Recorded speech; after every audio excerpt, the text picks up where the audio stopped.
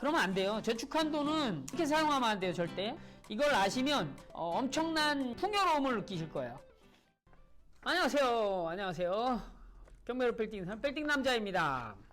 자, 반갑습니다. 제가 여러분들에게 또 부자들만 아는 기본 정신력, 경매 부자 멘탈 시간, 기본 정신력 요거를 좀 더 말씀드리려고 또 왔습니다.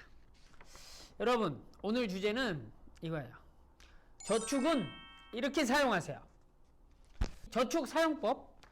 이렇게 저축을 사용하면 복리의 마법이 생겨요. 그리고 절대 손해보지 않고 어떻게 되죠? 돈이 계속 불어납니다. 하면 할수록. 근데 기본적인 생활비는 여러분들이 벌으셔야죠. 기본적인 생활비. 그러면서 저축을 꾸준히 하는 거죠. 어느 기간 동안 종잣돈이 모이지 않는 상태에서는 뭐가 아무것도 안 되니까. 그죠? 씨앗을 안 심으면 뭐 열매고 뭐 나무고 가지고 아무것도 안 생겨요. 그러니까 씨앗을 심을 만한 종잣돈. 기본적으로 저축을 하는 거예요. 근데 많은 사람들이 저축을 하는 그 근본 취지를 잘 이해를 못해. 그냥 저축해서 돈을 모았다가 한 번에 쓰고, 또 저축해서 돈을 모았다가 한 번 쓰고, 이런 생각을 하더라고요. 그러면 안 돼요. 저축한 돈은 그렇게 사용하면 안 돼요. 절대. 저축한 돈의 사용법. 이걸 아시면 여러분들이 저축을 하면서 시간이 지나면 지날수록 엄청난 그 풍요로움을 느끼실 거예요. 이렇게만 사용해 보세요. 아셨죠? 자, 첫 번째. 내가 돈을 저금했어요. 돈을 저금했으면 그 돈을 저금한 거에 대해서 어떻게 사용하냐면 첫 번째가 그 돈은 절대 쓰지 않는 거예요. 어떻게? 생활비나 무슨 뭐 인생 대소사 있잖아요. 뭐죠? 결혼하고 뭐 또 뭐죠? 그거 있잖아요. 사람이 성년이 되고 결혼을 하고 뭐 애도 낳고 그다음에 또 죽기도 하고 뭐 이런 그거 뭐라고 했어요? 잊어버렸는데. 자, 그런 결혼의 중개사에도 저축한 돈은 쓰면 안 되는 거예요. 좀 이해가 안 가십니까? 동의할 수 없다. 이런 분은 여기서 그만 모시면 되겠습니다.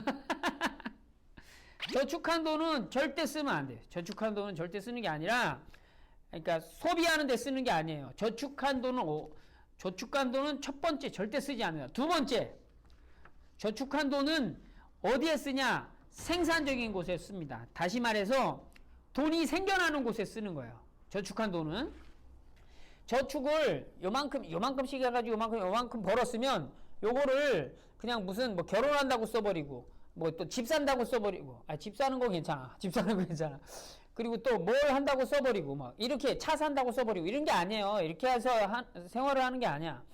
요렇게 저축한 돈은 다시 말해서 어디다 쓰냐면 다시 그 돈을 가지고 돈이 나오는 거에 쓰는 거예요. 제가 항상 일을 하고 뭔가 노동을 하고 뭘 이렇게 해가지고 저축을 했으면 이 저축한 돈은 어디다 써요? 이 돈이 일을 하는 곳에 쓰는 거야. 나만큼 일을 할 수 있어서 돈을 나만큼 내가 월급 연봉 받는 것만큼 벌면 좋겠지만 이 돈이 그렇게 크지 않아요. 처음에. 그러니까 조그만 돈을 가지고 나보다는 적지만 요거를 움직여서 내가 일하는 것만큼 내가 일할 때 수익이 나는 것처럼 이 돈이 일하게끔 만드는 데 쓰는 거예요. 아시겠죠? 자, 다시 정리하면은 저축한 돈은 어디다 써요? 첫 번째, 저축을 사용하는 방법. 첫 번째, 절대 쓰지 않는다. 두 번째, 어떤 방법? 생산적인 돈이 나오는 곳에 쓴다. 저축한 돈은. 여기서 이제 잠깐 말씀드리면 돈이 나오는 곳이 대부분 어디예요? 돈이 나오는 것. 부동산? 예를 들어서 월세 나온다. 주식. 배당 받는 거죠? 그죠? 그 다음에 뭐 채권. 이자 받고. 뭐 이런 거예요. 그러니까 돈이 나오는 곳에 썼다가 세 번째로 해야 될 것. 돈이 나오는 곳에 써가지고 거기서 나오는 돈을 쓰는 거예요. 다시 말해서 월세나, 이자나, 그 다음에 이제 뭐 배당이나 이런 걸 쓰시는 거예요. 이런 걸 생활비로 쓰시는 거라고요. 무슨 말인지 아시겠어요? 그래서 이제 저축 사용법을 딱 세 가지로 말씀을 드리면 첫 번째가 뭐라고요? 저축한 돈은 절대 쓰지 않는다. 두 번째, 돈이 나오는 곳에 쓰는 거야. 다시 말해서 그 저축한 돈이 나올 수 있게끔 일을 하게 만드는 데에 쓰는 거야. 그 다음에 그 다음에 정 돈을 쓰고 싶으면 어떤 게 그리고 나서 쓰는 거예요. 예를 들어서 이런 거예요. 내가 차를 살려고 2천만 원을 모았어요. 그럼 2천만 원 가지고 차를 사면 절대 안 되는 거예요.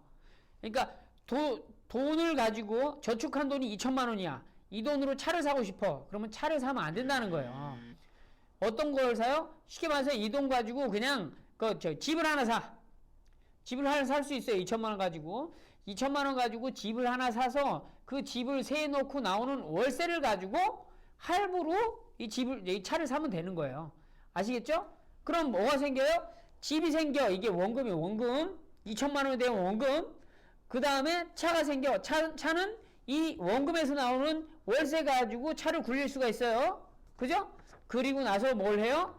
그 집이 나중에 시간이 지나가지고 차가 3년, 5년 정도 타잖아요. 5년 후에 이 집을 팔면 어떻게 돼? 이 원금이 불어나 있어. 그러면 돈을 버는 거란 말이에요. 주식을 해도 마찬가지입니다. 주식을 하는 건 개미들이 주식에 절대 성공 못해요. 그런 구조예요. 그러니까 여러분들이 주식 하려면 주식 시장을 이렇게 쥐락펴락 하는 사람이 돼가지고 아무튼 주식을 할 때도 개미들이 주식할 때 우량주에 투자를 하시면 돼요. 하나 투자해놓고 5년 동안을 가만히 계시면 되는 거죠. 그러면 1년마다 배당이 좀 나오면 그걸 써. 나중에 주식을 팔았을 때 매도 차익이 있으면 그걸 써. 그걸 가지고 이제 그걸 쓰는 게 아니에요. 그걸 가지고 또 투자를 하는 거죠. 이런 식으로. 채권도 마찬가지예요. 이자 수익하고 그 다음에 이제 무슨 수익, 자본 수익 있잖아요. 채권이. 그러니까 그런 것도 마찬가지인데 여러분들이 기본적으로 생각해야 될 건 뭐예요? 저축한 돈을 어떻게 사용하라고? 절대 쓰지 않는다. 첫 번째. 그 다음에 돈이 나오는 곳에 쓴다. 거기서 나오는 돈을 쓴다. 쓰고 싶으면 이렇게 하는 거예요. 근데 이런 식으로 가면은 본래 저축한 돈 원금이 계속 불어나면서 여기서 떨어져 나오는 월세라든지 이자라든지 배당이라든지 이런 걸 가지고 사용하다 보면 이 원금은 계속 불어나요. 그러면 이 원금을 절대 쓰지 않는 거예요. 아시겠죠? 그러면 이게 커지면 어떻게 돼? 내가 일해서 돈을 버는 것보다 여기서 이 돈이 일을 해서 버는 돈들이 생겨나고 그 돈들로 인해서 내가 생활도 유지되며 이렇게 진행이 될 수 있는 거예요. 아시겠죠? 그러니까 저축을 하는 사용법을 오늘 말씀드렸는데 여러분 저축을 해가지고 대부분 무슨 큰일이 있으면 저축해서 모아놓은 거 있으니까 이거 써. 저축해서 모아놓은 거 있으니까 이거 써야지. 이런 식으로 저축한 돈을 낭비하면 안 돼요. 절대. 저축한 돈은 어떤 데 쓴다? 다시 돈이 나올 곳에만 쓰는 거예요. 돈이 나올 곳에만 쓰는 거예요. 이게 철두철미하게 이 머리에 박혀 있어야 돼요. 예. 그러면 여러분들은 5년, 10년 지나서 주변 사람들이 열심히 살고 나도 열심히 살지만 결과적으로 이렇게 저축한 돈을 움직이지 않은 사람들은 결과적으로 계속 힘들어져요.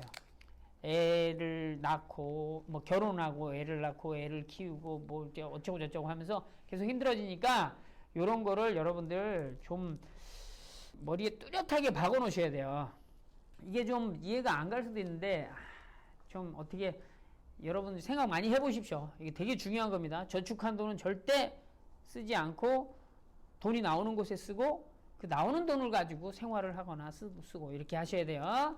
자, 여기까지 부자 멘탈 빌딩 남자였습니다. 다음에 또 뵐게요. 안녕.